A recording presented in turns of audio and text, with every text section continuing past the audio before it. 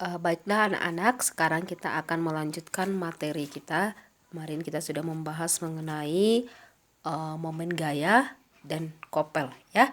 Nah, sekarang Ibu akan menjelaskan tentang momen gaya atau sigma tau yang akan menyebabkan percepatan atau perlambatan sudut alfa pada gerak rotasi ya. Ini dia, momen gaya sigma tau akan menyebabkan percepatan atau perlambatan sudut alfa pada gerak rotasi. Nah, kita lihat di sini, besar momen gayanya dihitung sebagai berikut. Momen gaya yang sudah kita pelajari kemarin adalah F kali L atau gaya dikali panjang bebannya ya, panjang batang.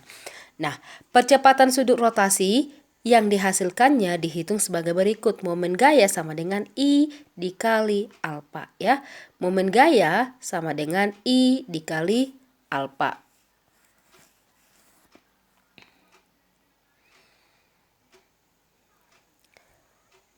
Nah, sigma tau ini menyebabkan adanya percepatan putaran ya. Menyebabkan adanya percepatan putaran. Sigma tau momen gaya yang bekerja pada benda, satuannya Newton meter. I momen inersia benda, satuannya kilogram meter kuadrat. Dan alfa adalah percepatan atau perlambatan putar yang dialami benda, satuannya adalah radian per sekon ya. Nah, berikutnya selain momen gaya, momen kopel, ada lagi dinamika partikel atau rotasi benda, ada dia momen inersia ya. Momen inersia partikel dan sistem partikel. Momen inersia partikel dan sistem partikel. Yang pertama kita bahas momen inersia, simbolnya adalah I ya. Momen inersia simbolnya I pada sebuah partikel yang berotasi adalah momen inersia pada sebuah partikel yang berotasi adalah perkalian antara massa partikel M dengan kuadrat jarak antara posisi partikel dengan poros putarnya R ya. Sekali lagi Ibu katakan perkalian antara massa partikel M dengan kuadrat jarak antara posisi partikel dengan poros putarnya atau R-nya. Nah, persamaannya di situ kita lihat I sama dengan M kali R kuadrat ya. I MR kuadrat. I momen inersia satuannya kilogram meter kuadrat. M massa benda kilogram. R jari-jari rotasi partikel, satuannya adalah M ya. Jari-jari rotasi partikel, satuannya adalah M. Berikutnya, momen inersia. Tadi yang kita bahas adalah momen inersia pada suatu partikel. Sekarang momen inersia I suatu sistem partikel ya, sistem partikel. Tadi hanya partikel, sekarang tadi hanya partikel, dia I MR kuadrat. Sekarang momen inersia suatu sistem partikel yang berotasi adalah jumlah total dari perkalian antara massa partikel M dengan kuadrat jarak antara posisi partikel dengan poros putarnya masing-masing ya. Jumlah total dari perkalian antara massa partikel dengan kuadrat jarak antara posisi partikel dengan poros putarnya masing-masing. Sehingga persamaannya adalah I sama dengan M1 R1 kuadrat ditambah M2 R2 kuadrat tambah M3 R3 kuadrat ya. R3 kuadrat. Nah, inilah momen inersia untuk sistem partikel. Ya, momen inersia untuk sistem partikel. Nah, sekarang kita lihat untuk contoh-contohnya. Untuk contoh-contoh. Nah, ketika kita hendak mengerjakan soal yang bersangkut paut atau berkaitan dengan momen inersia, ya, kita lihat ada beberapa jenis soal untuk soal-soal momen inersia. Yang pertama di sini Ibu buat. Yang pertama lihat contoh bagian A ya. Contoh bagian A. Nah, perhatikan. Ini ada sebuah benda, ini benda titik, benda M ya. Sebuah benda titik atau sebuah partikel yang memiliki massa M berotasi. Berotasi ini dia berputar dengan jari-jari R ya. Berputar dengan jari-jari R.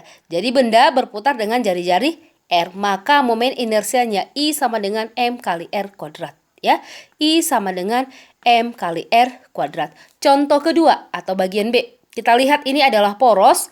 Kemudian di batang poros itu ada sebuah partikel atau sebuah benda yang bermassa M, ya, yang bermassa M. Kita perhatikan benda M ini berputar pada porosnya atau berputar pada dirinya sendiri, ya. Karena dia berputar pada porosnya atau berputar pada diri sendiri, maka R-nya sama dengan 0. Jadi I M kali R kuadrat. Karena R-nya 0, maka I adalah 0. Itu dia. Momen inersia untuk benda yang berputar pada porosnya adalah 0.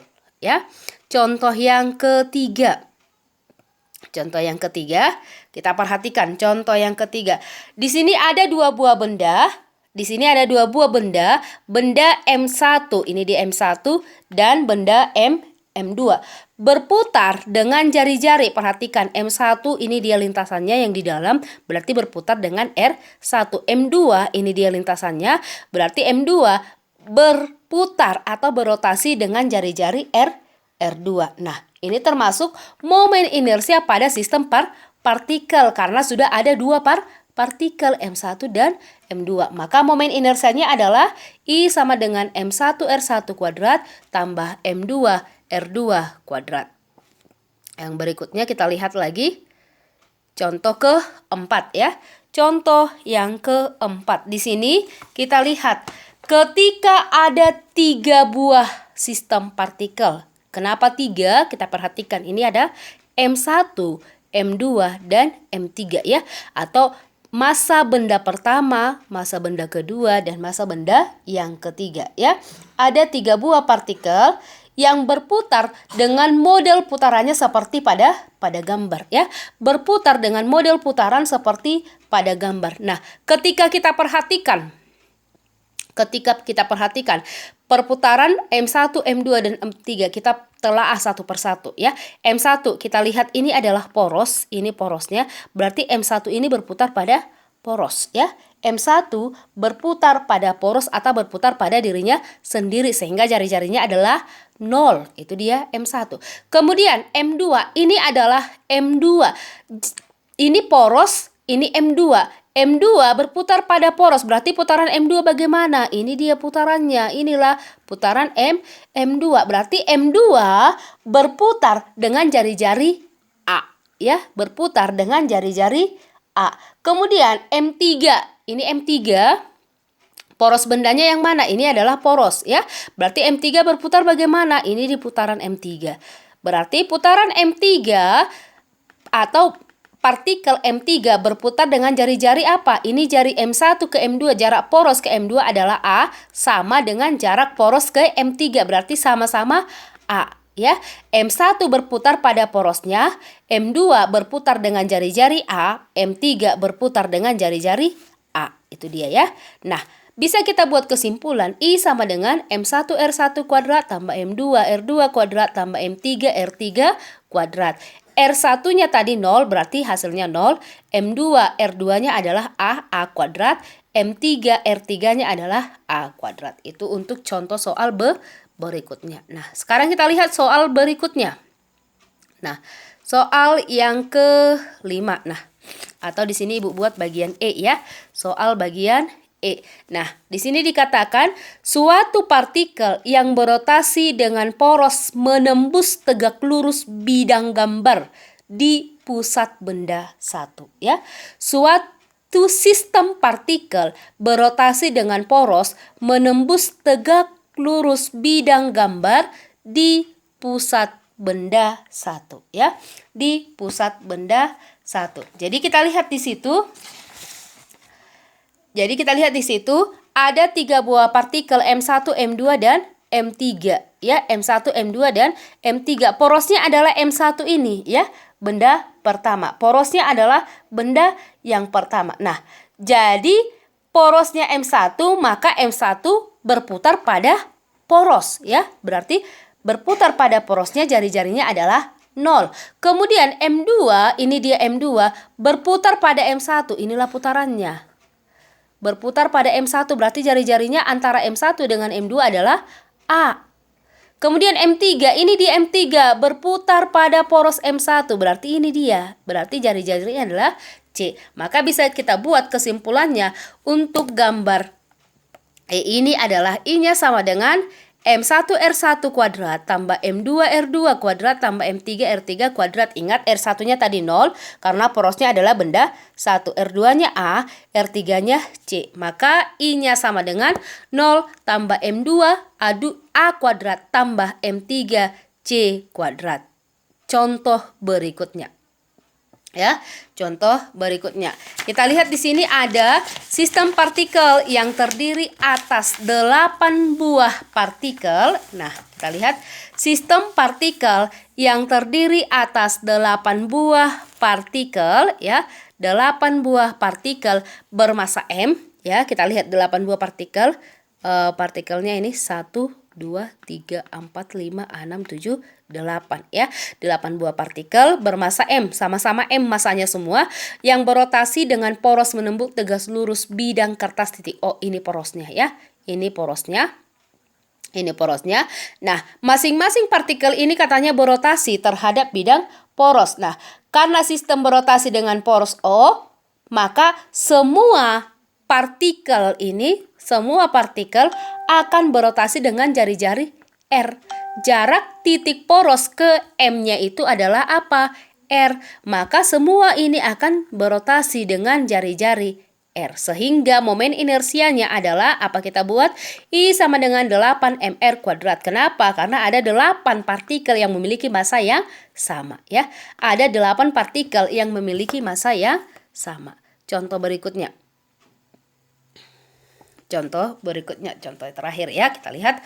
Nah, di sini ada sistem partikel yang terdiri atas 8 buah partikel bermassa M. Sama dengan tadi, 1, 2, 3, 4, 5, 6, 7, 8. Ada 8 buah partikel yang massanya adalah sama-sama M, yang berotasi dengan poros seperti gambar ya.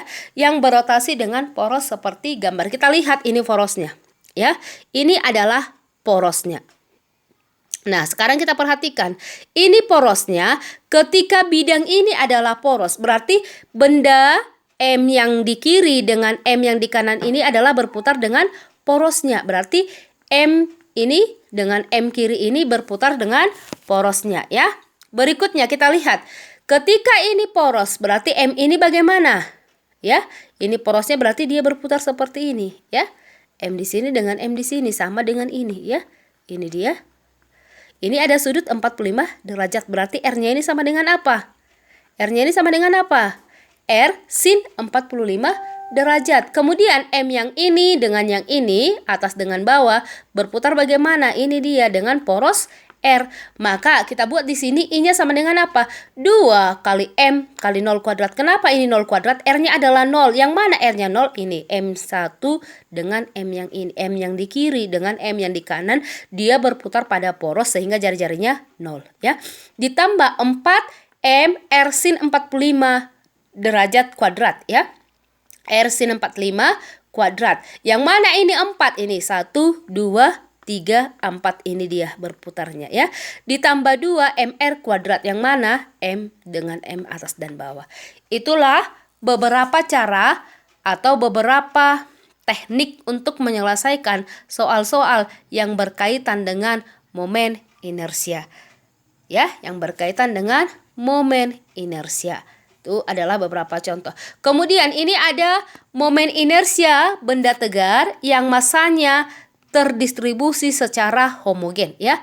Momen inersia benda tegar yang massanya terdistribusi secara homogen. Kalau ini nanti bisa anak didik kami perhatikan dari buku paket yang mungkin sudah didapatkan ya.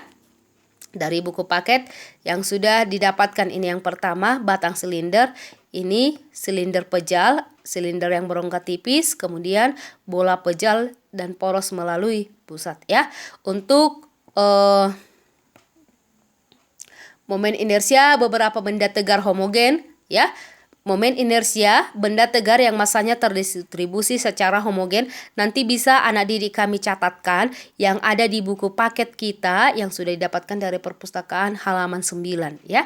Tabel tabel satu-satu momen inersia beberapa benda tegar homogen. Nanti itu aja langsung digambarkan yang halaman 9. Demikian yang bisa Ibu jelaskan mengenai momen inersia. Semoga anak didik kami bisa memahami dan bisa mengerti ketika bertemu dengan soal-soal yang bersangkut paut dengan momen inersia. Terima kasih.